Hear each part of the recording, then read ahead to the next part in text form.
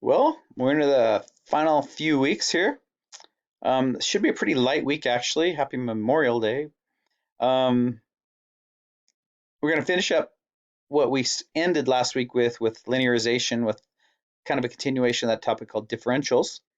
Um, and then moving into extrema, like maxes and mins, and how we find maxes and mins. Um, Finishing up with a quiz and a step by step.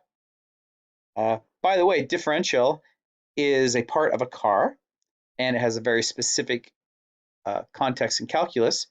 But you probably heard it wrong lots of times if you ever watch sports when they'll say like, "Oh, there's a 3 second shot clock, a game clock differential," or "There's a 5 goal differential." No, those are differences. Differences when you subtract something, and that's what they're talking about in the sports world.